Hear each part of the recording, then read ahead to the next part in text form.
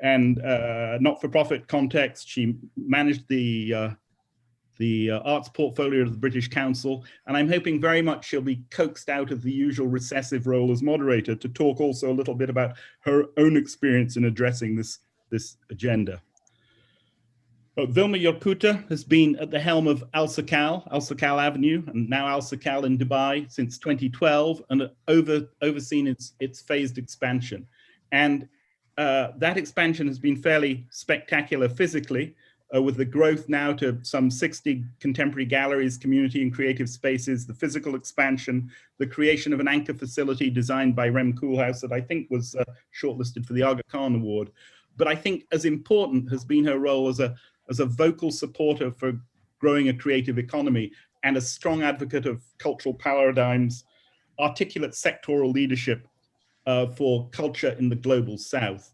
And Alserkal now, as well as its physical presence, has, since the setting up of the Arts Foundation in 2019, also, I would say, a significant broader role and remit, both in the Gulf and beyond. And somehow she also managed last year to finish an MSc at the University of Oxford, which is highly relevant as the dissertation was on the role of cultural districts in shaping a sense of belonging in young adults. And third but not least, Lizzie Araujo is the Deputy Director of Providence's, Providence, that's in Rhode Island's Department of Art, Culture and Tourism, ACD as it's known. And for those of you who don't know, Providence has now become a global destination for arts and humanities and design, collaborative public programming programs in neighborhoods throughout the city. And ACT and Lizzie are also responsible for co-producing PVD Fest, which is a massive destination tourist arts festival. Lizzie's career has covered organizing and curating cultural events in the not-for-profit, for-profit, and now in the municipal context. Her philosophy and practice is founded on the belief that a city's creative magic is held by the people who live there. And a profound belief in strengthening local artistic participation in the use of public space.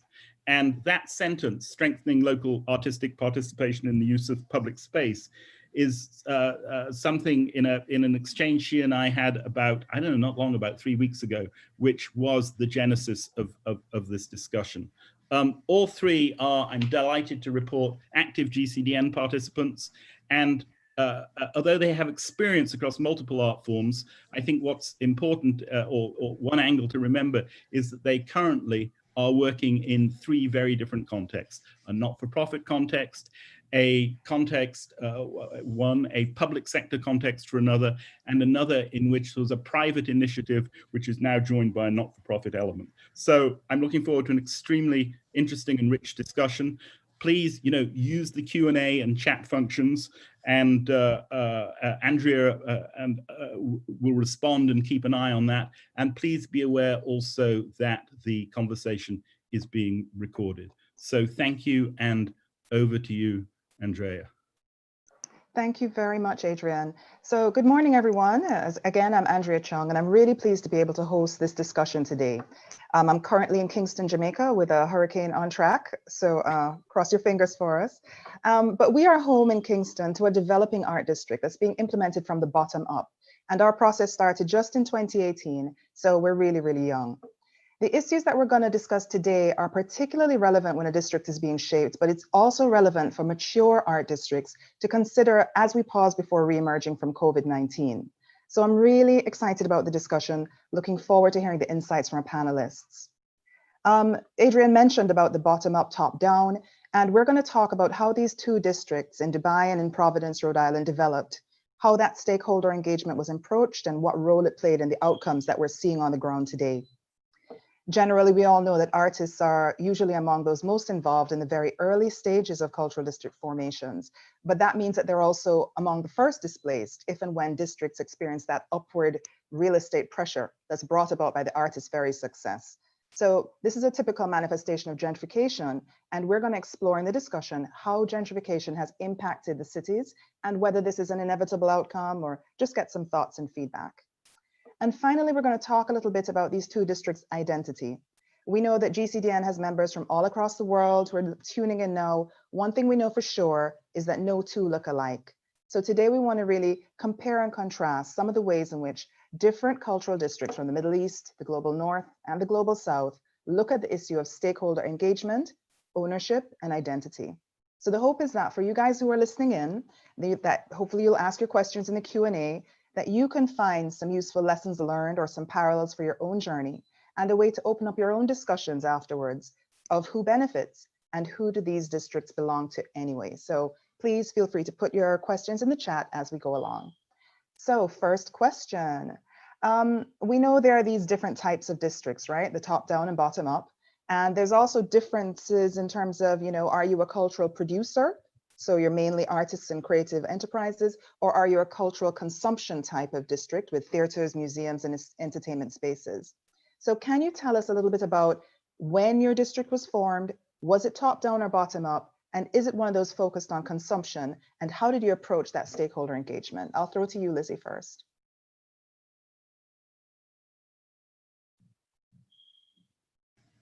Okay, unmuting.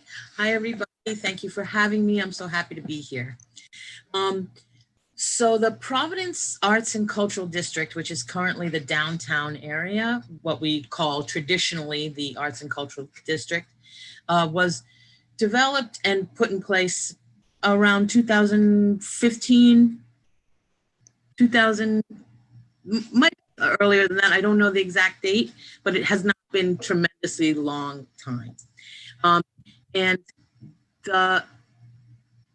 I believe our department and the way that things developed certainly came from the bottom up. Citizens were calling for an arts department in the government so that policy could be impacted. And then the mayor at the time, David Cicilline, created a department that represented the people.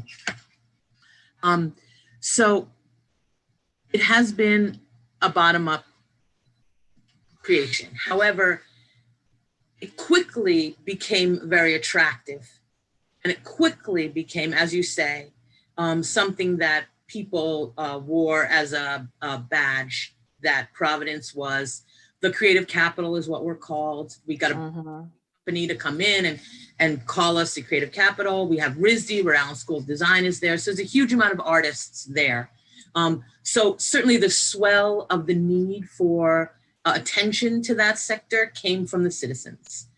It was then taken, of course, by the politicians and the investors and turned into something a little bit different. That creates a huge amount of tension to this day. Okay, thanks. And so a lot of what our department does is try to make sure that we are looking down and have those voices be heard up at the top. And what are some of the ways in which you approach that engagement? Or was it that once the kernel of the idea came from the citizens, the government kind of took it and ran with it? Government took it and ran with it. But we have, our department has been dedicated to going into the community, and we literally do that. It's a very small city, only 178,000 people. So it's not an overwhelming, everybody knows everybody. And so we go right down into the community and meet people and try to talk to people. It's really a one-on-one on the ground kind of operation that we do. And then we shout to the uppers, this is what they want, this is what they want. And then we try to get all of that, synthesized. Thank you. Vilma?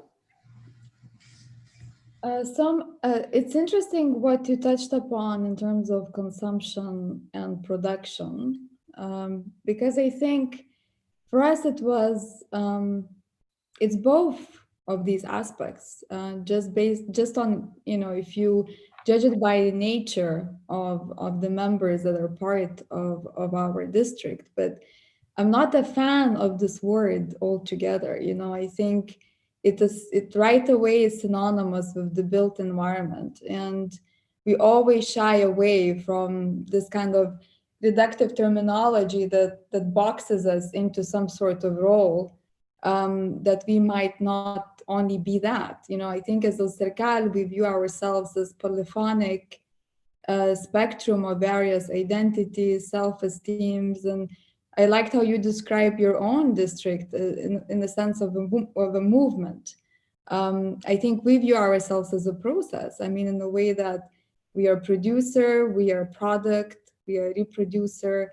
It's a changing and evolving discourse of homegrown pioneers within the arts. And I think one of our key purposes or our key mission is really how our work produces new forms of knowledge that then ultimately remaps global geographies of knowledge, where we make attempts for unlearning, for avoiding some of those scriptings that are, that define us or categorically characterizes us into some sort of bullet points. So I think there are a lot of complexities as to what are the associations to cultural communities. And I think community, as cliche as this terminology has become, is something very important to us, because we really view this as a community of people, of talented, committed individuals that are really formulate that movement, like you touched upon. So for people who don't know Alserkal, do you have theaters? Do you have museums? Do you have entertainment spaces? And also, when were you formed? How old is the district? So we've been around for more than 10 years now. Ultimately, we are a district within industrial area of Dubai.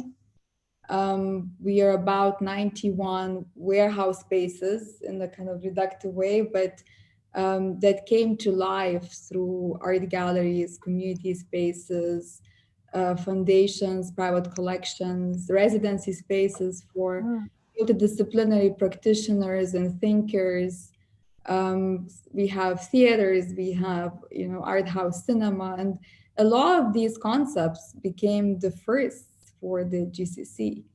And so I think that kind of collective movement and that polyphonic reflection of various disciplines occupying a space that then is bridging and forming and shaping a new kind of community in the middle of one of the most neoliberal and futuristic states like Dubai.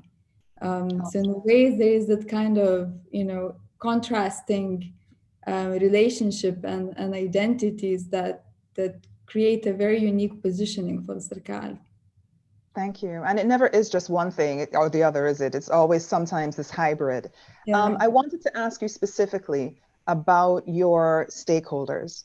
So who would you say are your top 5 stakeholders that must be engaged, and that are engaged not just at the level of you inform them, but in the level of, they're involved in meaningful decision-making and co-creation of Alserkal? How do you seek that sweet spot of ownership and empowerment versus just participation and audience numbers? People just come.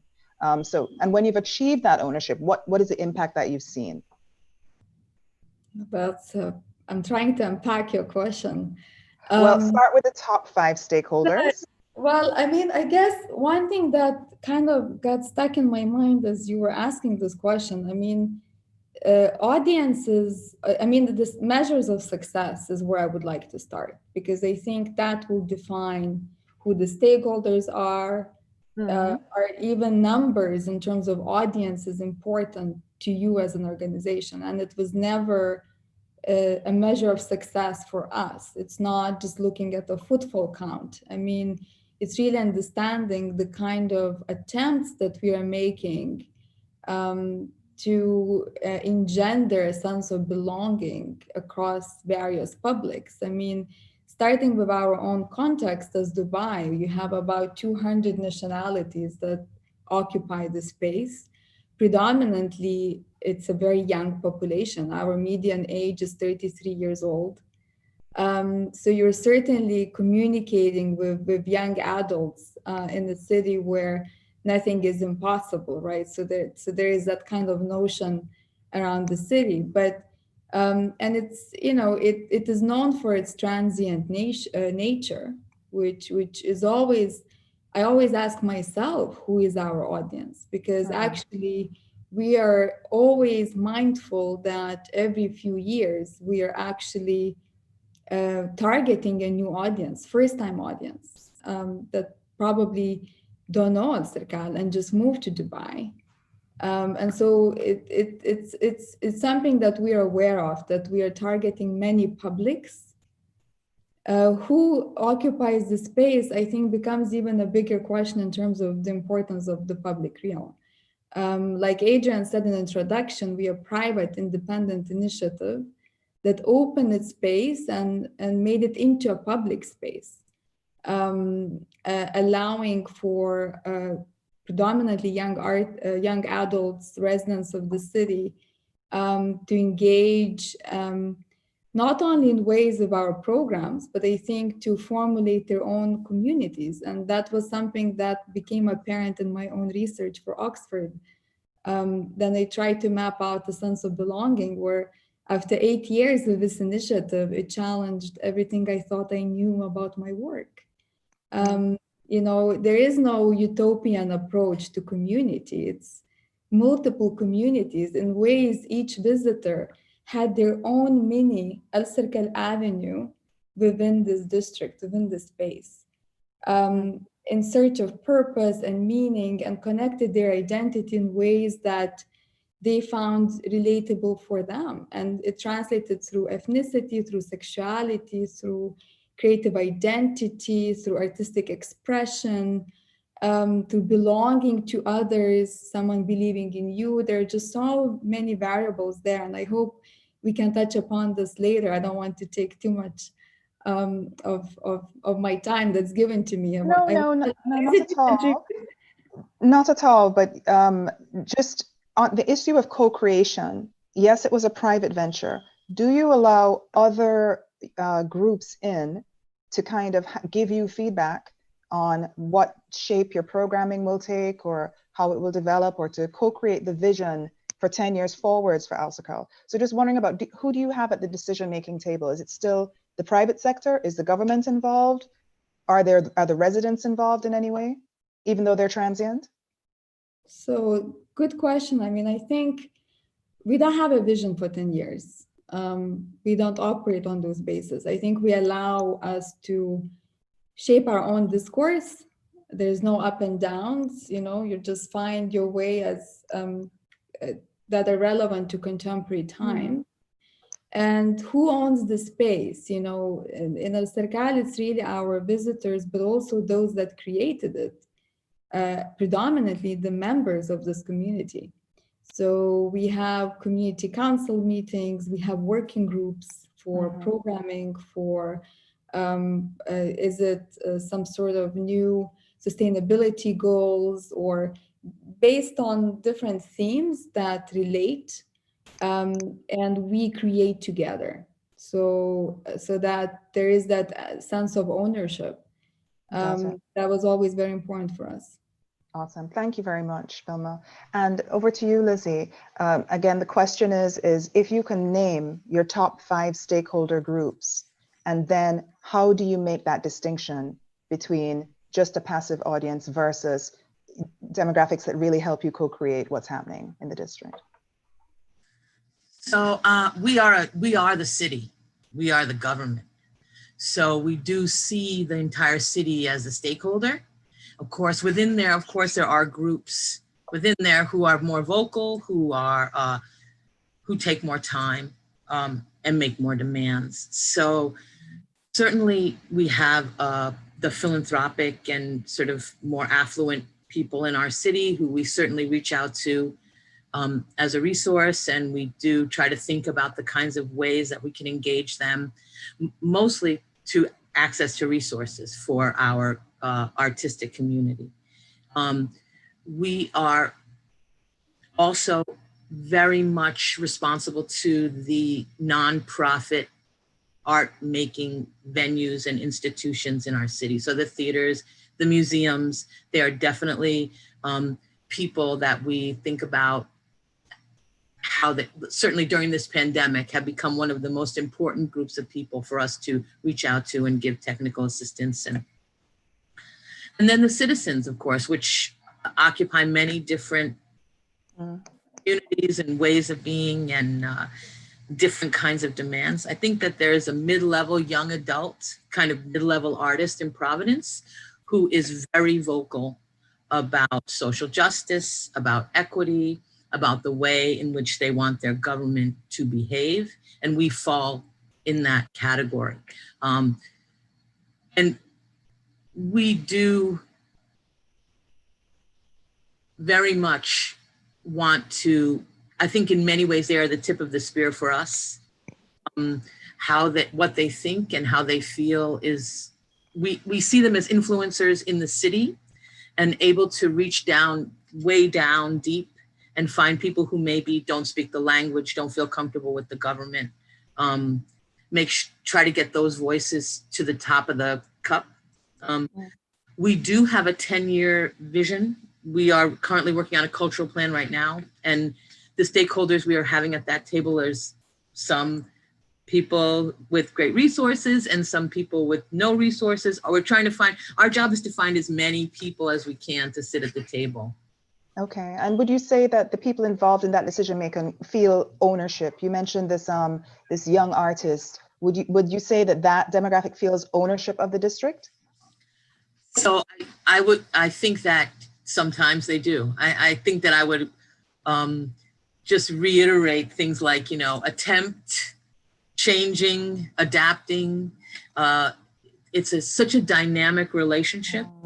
Certainly between the government and the citizen and the artist. So one day they trust you and then a week later something has happened and that trust has been frayed. So constantly working on the dynamic process. Yeah, it's very dynamic. So, and I think that PVD Fest, this thing that Adrian mentioned, is a huge attempt. I think almost all our programming is an attempt at ownership.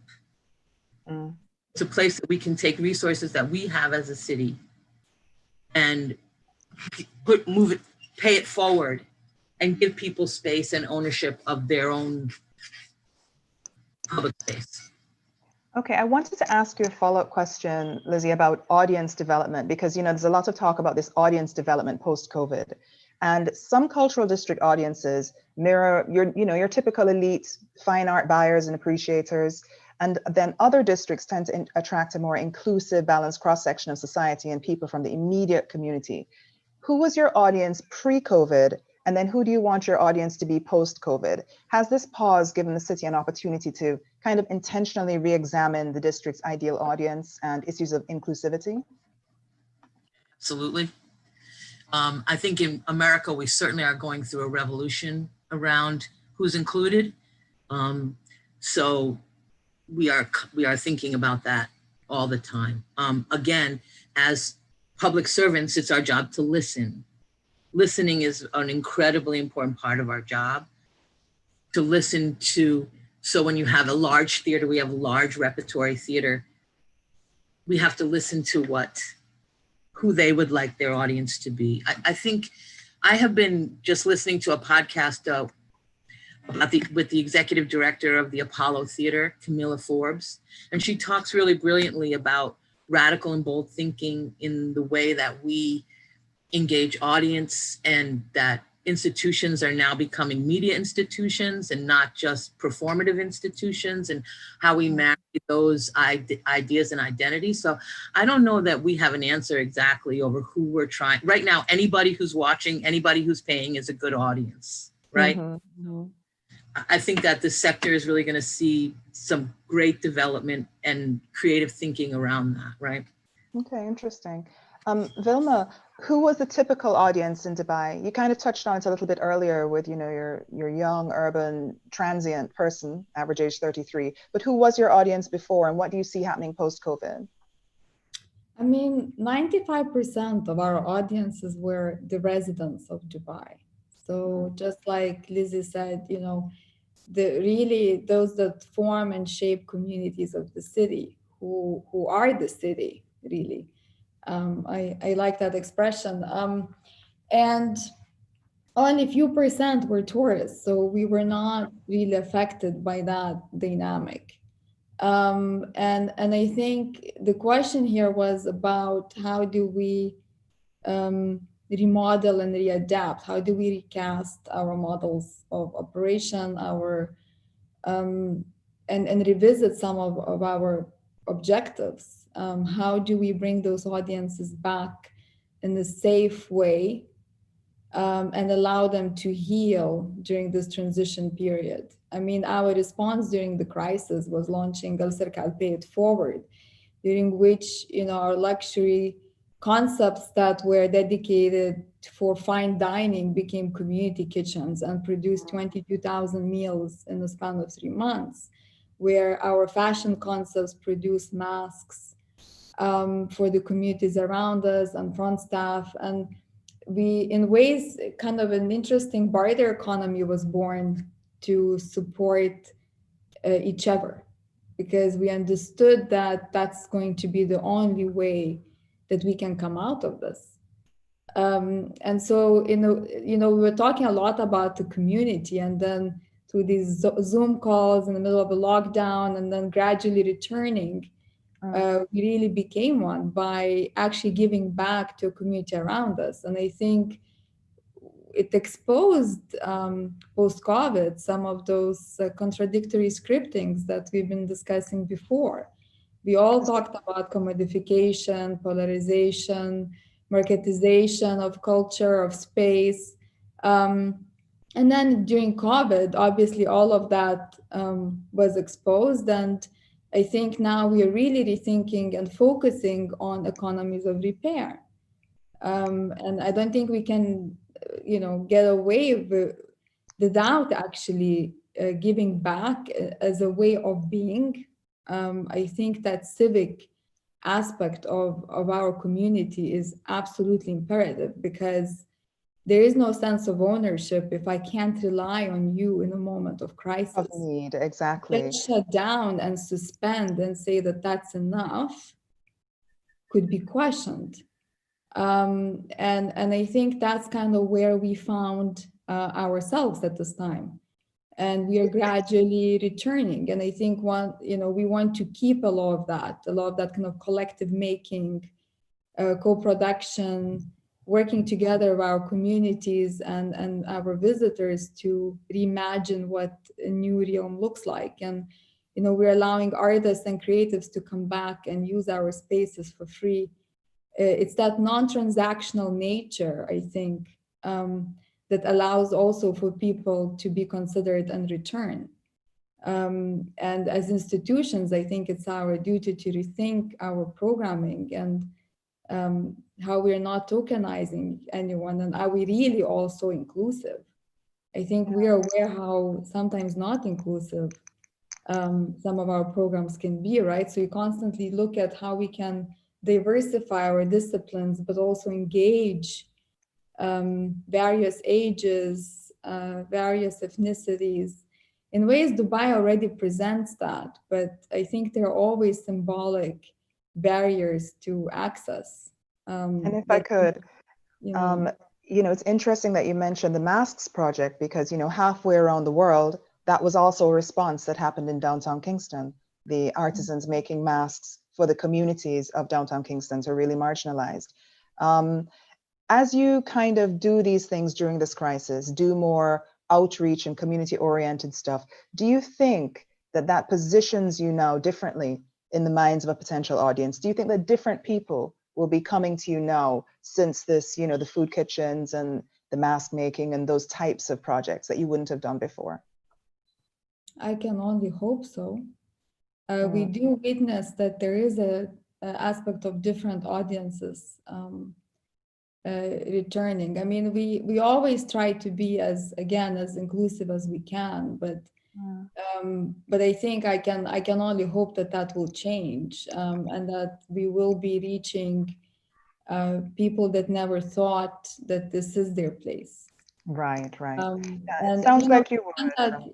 With some of the residencies, actually, where our artists would conduct various programs for various communities around us. But I think, we only do it once in a while, right? And the question is, how does that become a habitual way of being, of your existence, to constantly engage as many communities as possible around you? Yeah, and so a follow-up question then is really for the benefit of the cultural practitioners in the audience. Because yes, different audiences might be coming accidentally, but if you were being intentional, what are the top stakeholder engagement strategies that you use in your work? And which one have you seen get the best results? So just practical stuff for people who are listening in and actually doing this work. Like, how do you engage stakeholders? What's your top methods? I mean, it starts, first of all, because we have our communities formed through almost 90 different concepts. They engage their own audiences and creative families, per se, that already get engaged through those activities. Anything from theater, literature, cinema, design, etc. And then we as Alserkal, as a kind of liaison body in a way, we try to see how we can make those connections and communicate it in a way that resonates to our audiences. And what strategies do you use? Is it just online communication?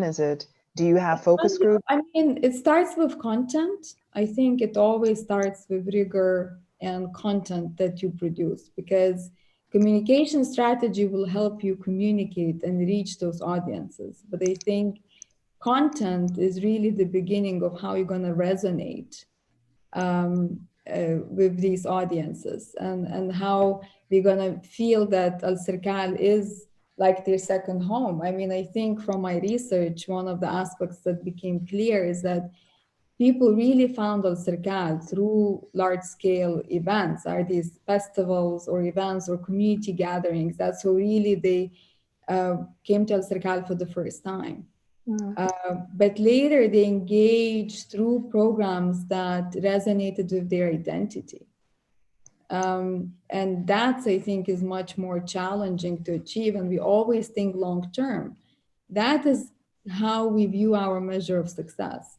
In terms of communications, I mean, certainly media's landscape changed. You know, I think we all found ourselves during this time that going forward, we will have to recalibrate and find ways to manage this kind of dual relationship between the digital and the physical world. It's not only how we experience art pieces or objects, it's how we experience each other within that space. That becomes, I think, an important question. We are witnessing culture and transformation, and it starts with the people. And so we are really, I mean, I probably have more questions than answers at this time, but I think clearly managing the two. I mean, we just like, as many others, engaged our audiences through content, live content, and content that's available anytime. We launched a time and knowledge lab that's predominantly driven by our community within Alserkal and beyond. During COVID, and it's not to say that it's over yet, right? We're living in a world with COVID. We don't know then post-COVID if post-COVID world will exist, and so I think it's just us managing those transitions currently, physically engaging those that are able and willing, and allowing for digital platform for our communities to also connect and go beyond our city and our geography. Okay, I'm going to let Lizzie come in. Just again, this is just sharing, you know, the insider tips and tricks. Like, what are the top 5 ways that you really engage with different groups of stakeholders, and what works for you guys? So I think participating in other people's programs, being an audience member and watching what other people are doing. So you're showing up for other people in a way that you're asking them to show up for you. And then one of the significant ways that we use in Providence is we find influencers. So as you're saying, Vilma, people who have families or people who are influencers in their communities, and we speak to them about what their communities need, and then we send back messages with them that we're open and we're willing to meet, talk. And I think in the digital age, in this age post-COVID, we've had a lot of Zoom meetings with people we wouldn't normally be having with. We wouldn't access to, because we have much more time. We're not producing any programming right now. So we have time to sit and talk. It's been a great luxury in many ways. So I think those are two really significant ways in which we engage community, hard ways we do that.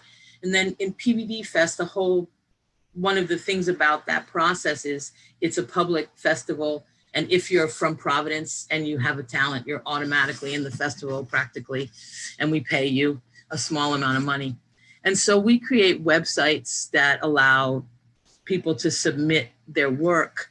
But I do think that beyond that, it is the personal interaction that is really what creates engagement. It is calling people on the phone, Zooming people, and as you know, going out, see their programs, go to their gallery shows. It's really the most surefire way to do that. If you can get an ambassador or an emissary to do it for you that trusts you, that's worthwhile. But it's really face-to-face. I'm Lizzie, I work for the city. What can I do for you? What do you need? That gets the best results. It's actually getting results, because when I put this out on Twitter, an army of people, oh, Lizzie Araujo.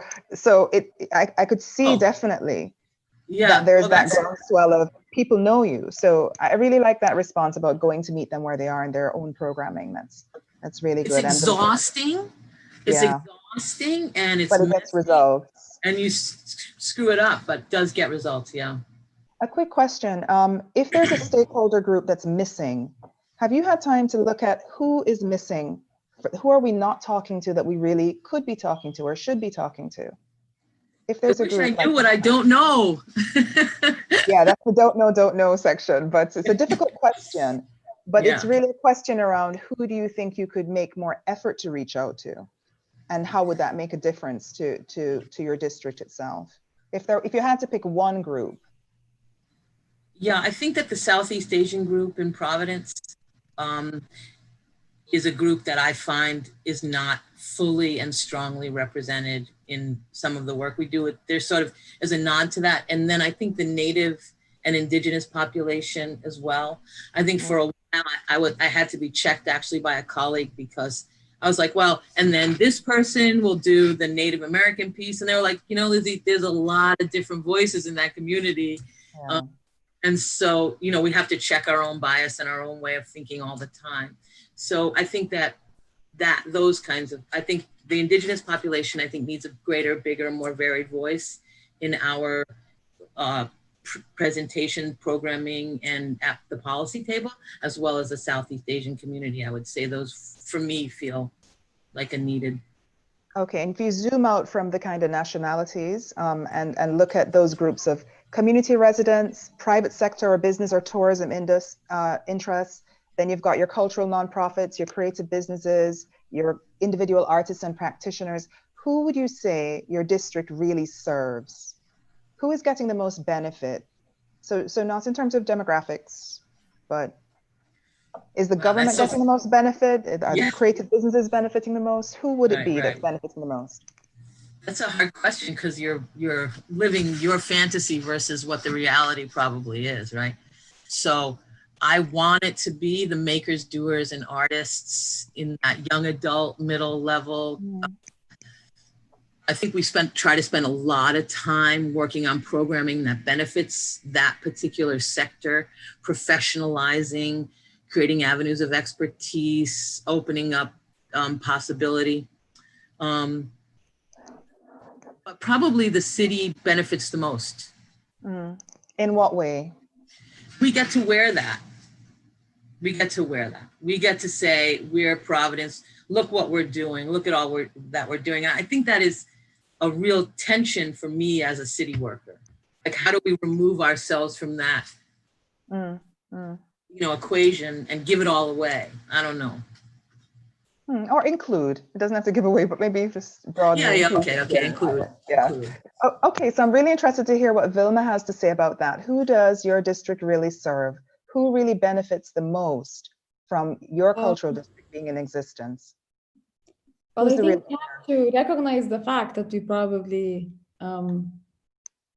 again, I agree with Lizzie on this one. I think we wouldn't really know, but I would like to backtrack on something that you asked earlier. that made me think of a few humbling stories that made me realize that we're not being as inclusive as we thought we are. I remember Francesca Pervos was one of our artists in residence during the very first cycle we ever had. And she shared a story with me. Obviously, Alserkal residency is part of the district. And we have reflective windows. And there were children passing by on a Friday. And Friday, usually everyone is closed. You have a few spaces that are open, but not the entire district. And the kids were making faces in front of the residency and, you know, just playing around. And she steps outside to say hi, and they get scared and they start apologizing, saying, "We're so sorry. We didn't want to, you know, misbehave." And she goes, no, I came to say hi. I want to understand, who are you guys? This is your place. And she started talking to them. And it was the second generation of migrant children of Sudanese descent. And we have many communities around us within the industrial area. And it was in that moment that they realized that they didn't feel it was their place. And we started conducting programs every weekend on a Friday. We would have different kind of playing activities for children, educational activities. And that's when I started looking at our educational program and which schools we target, which schools we're talking to. You know, you sometimes start from, you go back to these rankings that are ingrained with hierarchy. They're the worst way to kind of start. And so we started looking at other schools and education facilities that we are not aware of, and start engaging children from those institutions. So you would have said that the migrant community is the one that was not included. Was a group that we're not really hearing from. I wouldn't go by ethnicity, and in ways all of us are migrants. So it's kind of, I think we fall into the trap of what it means, and it's a very contested and complex definition. Don't I know it? I just wanted to share the story, which someone who oversees this district really made me think of who is not included. But then there are situations where I would go on a weekend or late at night, and our support team that oversees the space, part of our facilities team, they're always on the ground. You would see that they would invite their friends from other districts around or other facility spaces, and they would be playing instruments, or there are a lot of informal engagement. I think as long as you allow for that space, for it to be safe enough for people to come in at any point during 24 hours and feel that they can own it, that there is no security for them to tell them to leave or not to come in, or, you know, as long as you allow for informality to have its place, because we have this tendency, we have to resist this temptation that you have to make it formal in order for it to be valid. That's such an important point. Such an important point about leaving that room. And as the district develops, because I know I mentioned that we are a very young district, and as we develop and grow, we don't want to lose that informality and that energy that makes Kingston, Kingston. It should never be a place where anybody feels, oh, I can't go there because it's those people. So we need to really That's what it's all about as we grow. Yeah, thanks for that, Vilma. So Vilma, I'm going to bring you back around, and I'm conscious of our timing. I'm going to bring you back around to that question about ownership.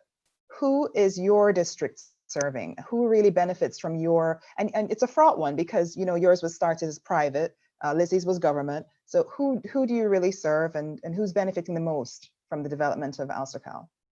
Well, I think we always, I would resort back to this definition of governance, which can come from various bodies and various sectors, public and private, not the government, right? So it's, and that's how we see Alserkal. I don't know who benefits the most. I mean, I would like to believe that those that are engaged with the most. I mean, one of the key learnings from my study was that people that had the highest emotional investment had the highest attachment to place and the highest sense of community.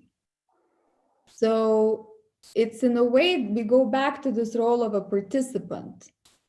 Perhaps those that engage the most, that find it's such a, it's a very difficult question to answer without misleading yourself or the audience. And so I think I would like to refrain from this kind of speculative answer that I would get myself into.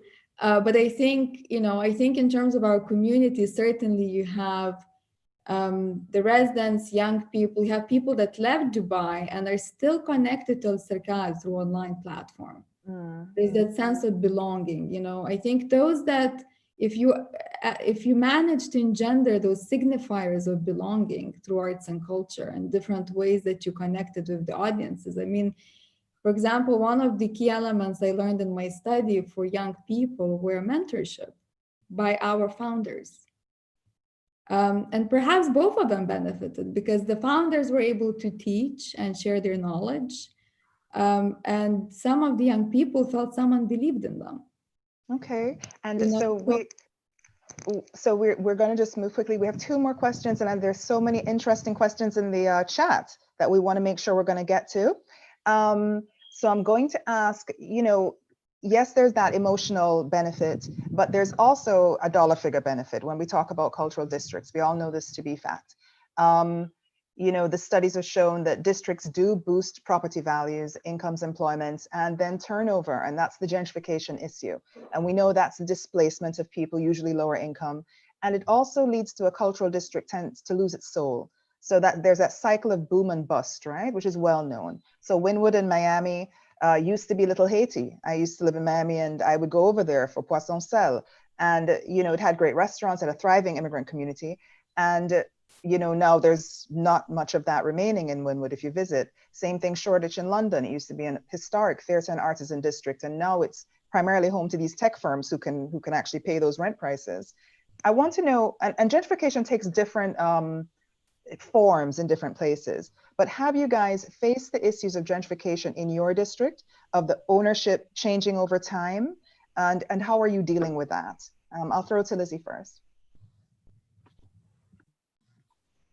Okay, so I think that especially that's a great fear right now with the pandemic, because smaller and very important arts institutions cannot afford to survive in this climate, which then leads to empty spaces and is ripe for gentrification. Currently, a lot of people from big cities around us are buying houses right now to get out of cities. So gentrification is a really big problem for us in Providence. And it's something that we talk about all the time. And art washing. Art washing is a practice that was actually used quite openly, which is another exploitative practice, except artists make money from it. So, desperate artists who want to eat. So the thing is, as long as they tell you they're art washing, it's okay to take their money. I think that it's really, really hard. I don't have an answer as to how we fight and stop gentrification. I just, as a homeowner in a city, I'm not sure how we stop that. I think there are ways. I mean, I think we do like pink zones. They did some of that stuff in Miami where you make some of the certifications and inspections less onerous for people so that they can afford to make things completely up to snuff over time. You invest in the arts community and make sure that they have money and resources to pay bills. To pay that rent as it increases. Correct, yeah. I mean, we try to get as many resources as we can. Tourism, that's a part of who we are. And try to really work on tourism. So you bring outside dollars into the city and you continue to make the connection that the outside dollars are coming into the city because of the artists that live in the city. You continually harp on that. A story I heard at a GCDN convening was a story of Bordeaux, which Adrian, I'm sure, will correct me if I get it wrong, but they didn't have a wine festival, and so crazy because they are a wine place. And the mayor of Bordeaux decided to make Bordeaux a lovely and rich place to live. and created a wine festival and worked on the infrastructure. And then people started to come to Bordeaux. So for me, that is a story that I use and tell all the time about how to make our city and the residents who live there rich, both in resources and in and in the creative expression that they have, so that people want to come to our city. But we have to invest first in the people who live there. And I think sometimes we spend a lot of time looking outside of our city to see if there's an answer for us there. And I think it lives right in the city and the people who inhabit it. And just for people who are not familiar, the majority of your real estate is owned by private sector, or is it owned by government? Most of the arts real estate? Private sector. Yeah. Right. So there's definitely this, you have to get buy-in. There's, you know. People sell, you know, displaced artists. We're trying to always get artists to buy their buildings and own their space, but there's not a lot of money for artists to do that. So that's this development, this economic development around artist ownership and sustainability is a big part of our work. Absolutely, absolutely. Otherwise, it's boom and bust. You know, you kill the goose that laid that golden egg, and you've worked so hard for what? And we have to be able to live through bust, right? We were there once. There were, you know, there was nobody doing anything, and then we all banded together, and people thought about a way to make that difference. So we just have to not have this disposable idea of our communities in the same way that we're thinking about sustainability in our food and all these other ways, that we have to have sustainability in the artists and the artist community and the creativity that they bring to the room, and how to maintain and preserve that through terrible times as we're going through now. Yeah, Vilma, what are your thoughts? Gentrification, I mean, is something that kind of began in the UK, and that's where it got its name, which was coined by Glass. The thing is here, I mean, in Dubai, and particularly in Al Quoz area, the land ownership can only be owned by Emiratis. And in terms of our population here, they form less than 20% of the total population dynamics. That's why we always, that's why I mentioned the kind of transient publics and 200 nationalities that actually form the society. So the speculation of land and real estate is not that easy. So that kind of gentrification logic, also the neighborhoods are zoned. So industrial area, we have industry around us, you know, factories, it's where things are being made, cement, glass, and we thrive in that environment because we obviously, for creative thought, these kind of large spaces, abandoned spaces are, but it's a very small part of the area. You know, Al Quoz area is so big, you can fit, I don't know, 53 meatpacking districts. I think there was a study done. So that kind of real estate logic is not as applicable, but still applies. You know, I think certainly we have a self-sustainable model. So we actually have subsidized rates for some industries. They're actually homegrown initiatives or need support, otherwise they couldn't even exist. And then those that are more, whose model is different in terms of commercial model and want to be part of the community in ways contribute. I think there's a lot to be said about creating these equitable models in the new arrangement. I mean, certainly, I think we touched upon this at the beginning of this conversation, the kind of neoliberal spaces that we all helped create, these myopic paradigms that we all helped create, have to be rethought. And we're gonna have to experience a sense of loss in order to create something new. And I think that's the biggest difficulty right now, because those that are in power are holding on to it. And a lot of these models are not working. You know, we're gonna have to consolidate, merge, cross-sector. We have to embrace sustainability goals, as difficult as they are, and start acting with thought. There's a lot there in this new arrangement that we all need to consider in the context that responsibility is not arbitrary. And both the public and private sector that form the governance within the city or any kind of neighborhood have to take that responsibility, have to accept that accountability. And so certainly I think here, I've already seen and heard of some places like shopping malls that become redundant now are becoming community housing places. The government is sending out different kind of briefs to give it a new purpose. And changing that zoning. Completely. These neoliberal spaces are becoming spaces for community. I think it was Lisbon or Porto in Portugal that also are changing, are not allowing now for Airbnbs to take over the city, but are actually saying our healthcare workers should be able to live in the city. Because they're living far away, but when we had crisis, we needed them, so the city is rethinking the kind of aspect, who really owns the city, the vacancies, this kind of, so there are some cities that are making those attempts already as we speak. And I just hope that we will be remapping global commons, both within the physical and the digital realms, because both are treated as pieces of real estate, both been commodified. So there's a lot there that we need to unpack and question and talk about, because we don't have the answers, but I think we certainly cannot encourage going back to the old ways of existence. Yeah, so in a way, this gives us a good space to stop and re-examine all these things about ownership right now in the present and going forward. I just want to thank both of you for having such a frank and open discussion. These aren't easy questions. And I appreciate, your openness and your willingness to engage. Yeah. But now we have our questions in the audience. So let's see if their questions are even tougher, okay? So let's have a look. We've got Nadine K, who's actually from Dubai.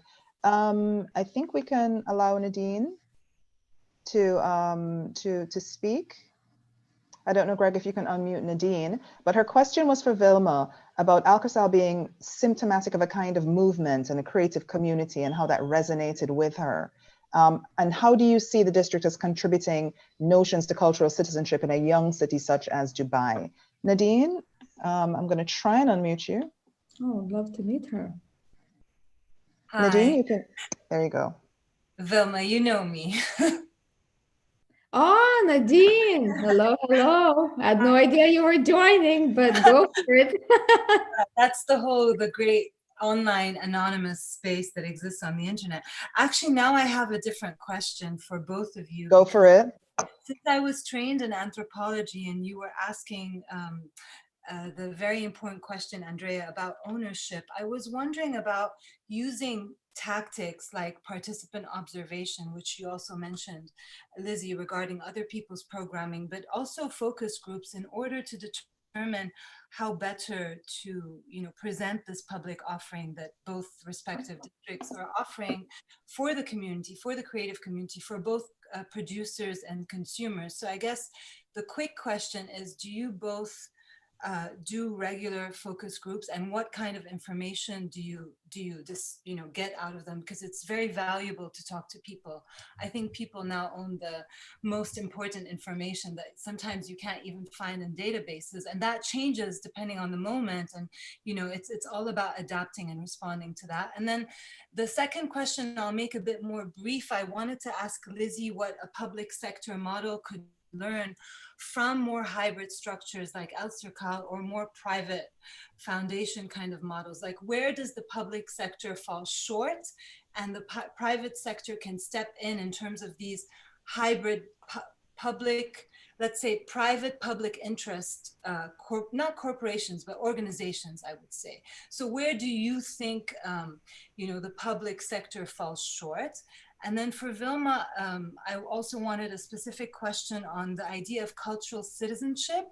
It was really interesting what you said about how Alserkal is more of a movement and how you were responding to that. And I was just thinking, is the only way to get people interested in cultural forms who wouldn't naturally gravitate towards, let's say, art spaces, offering a wider spectrum like Alserkal does? Is that the only way to get people interested in culture?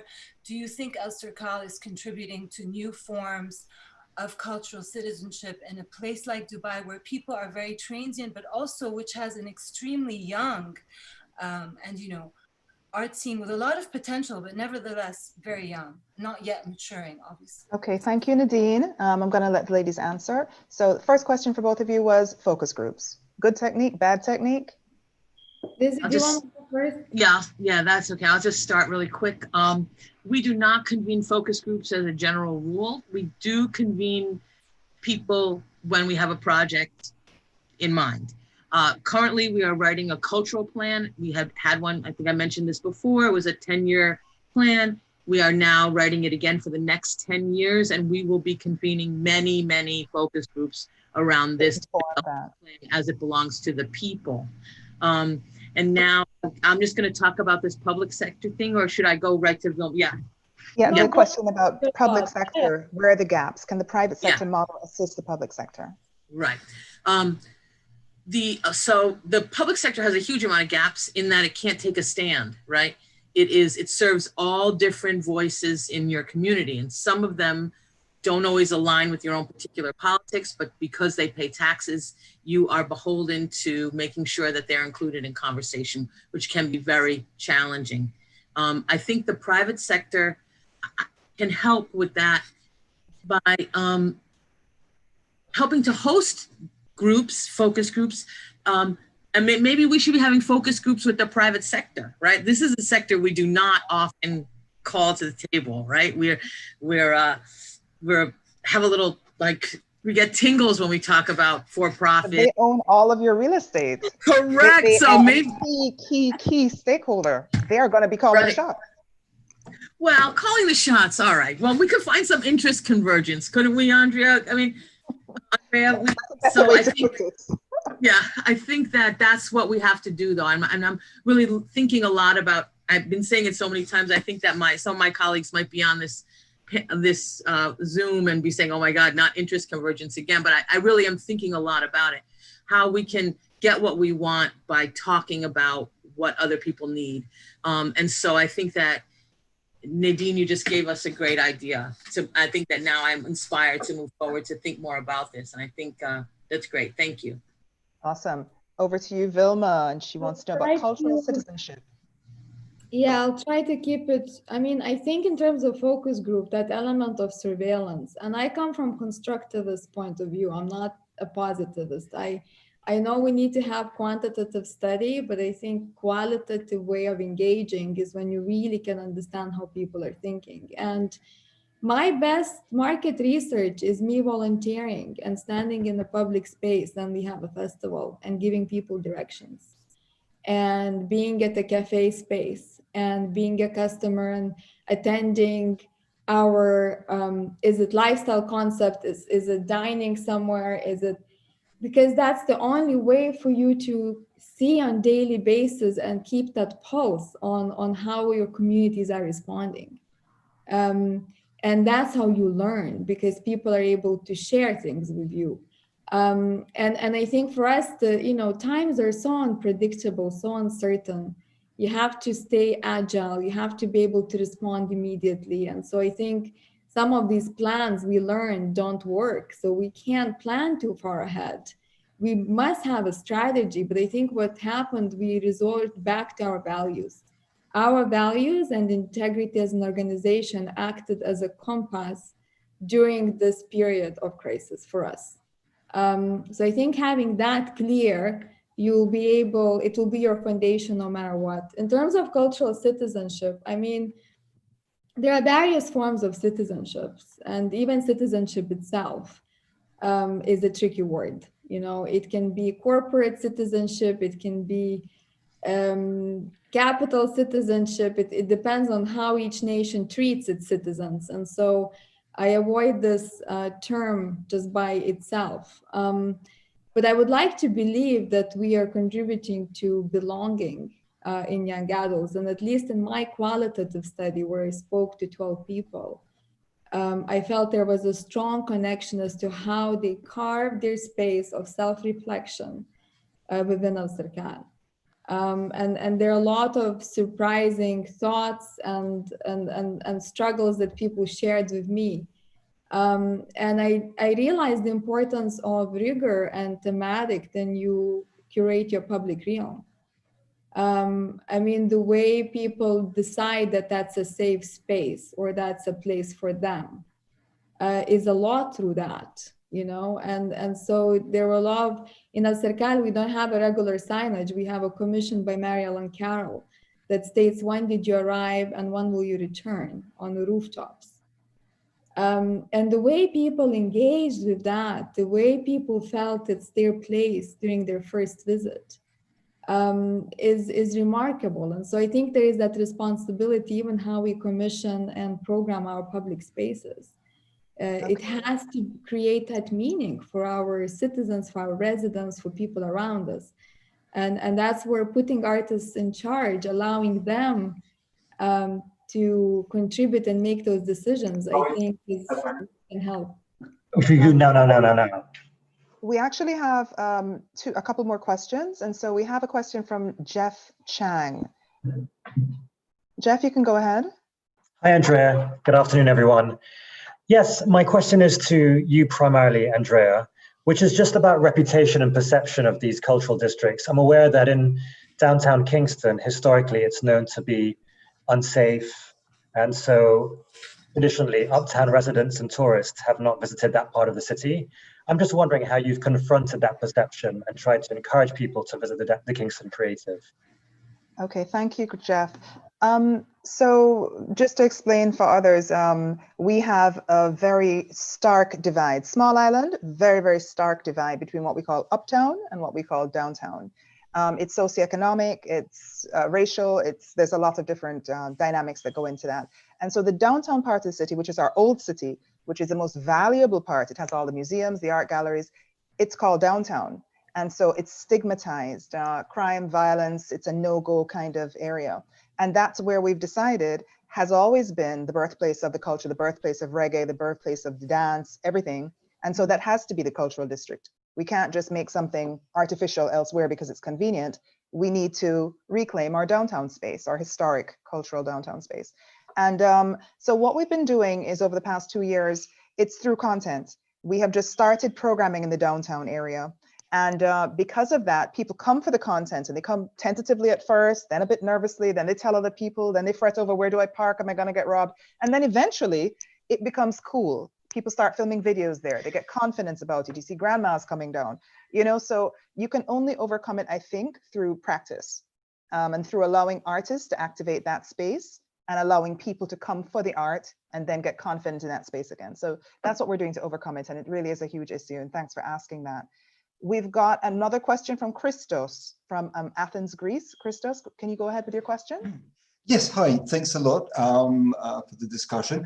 Some of the content of the discussion has actually answered a bit of the question, but my question was about overall resilience and thinking about the question of ownership in a broader sense, in that all cultural districts are part of larger organisms, the cities that they're in.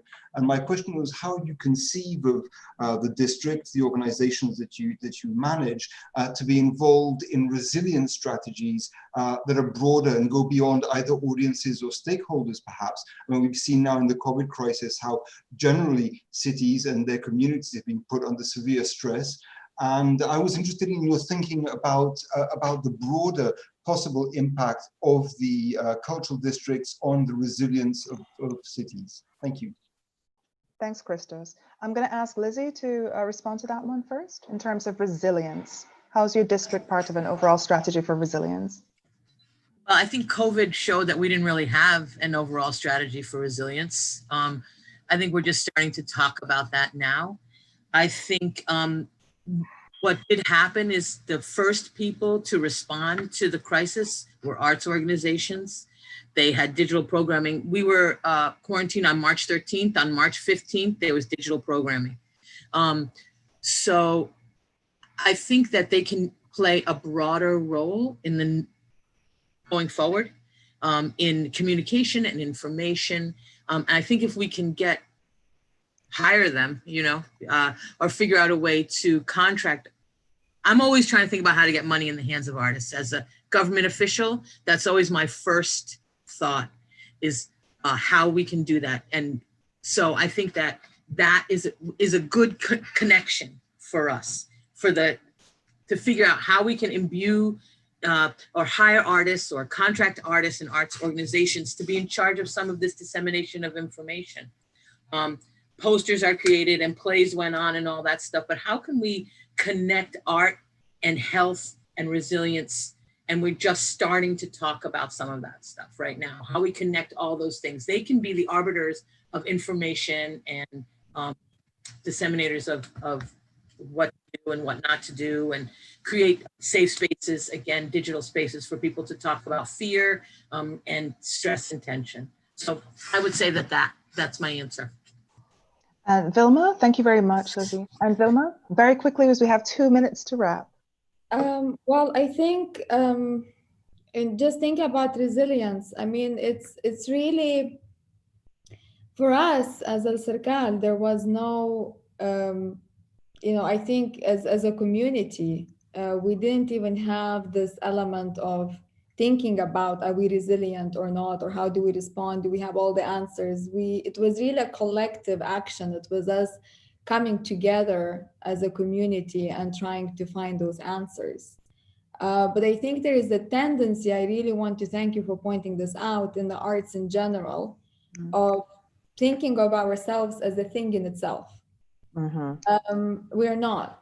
We are part of a bigger economic, socioeconomic, environmental, environment, and we have to be considering our relationship or reevaluating our relationship, going through this recalibration or some sort of continuous remaking that I hope we've entered in terms of our relationship with ecology, in terms of us protecting these vulnerabilities going forward. I mean, cultural workers, majority of them were laid off because we were not considered to be essential enough at this period. So there's a lot to be looked at in terms of what are our learnings, because the biggest institutions, and especially global museum entities, laid off their staff, and they are the ones that benefited the most from government grants. And then the kind of smaller districts or communities actually came out to really incredible civic responses. I remember Navy Pier in Chicago collaborated with Red Cross and converted their spaces for blood donations.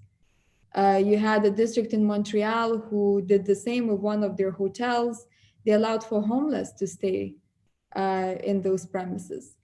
So in ways, sometimes the private sector that could be labeled as evil also found some resilience and responsibility to respond and think of a wider community. So I think there are some lessons there about the resilience going forward and who has it. Yeah, I love that question, actually. It's something, there's a lot from this conversation that I'm definitely going to take back and consider and talk about with the team.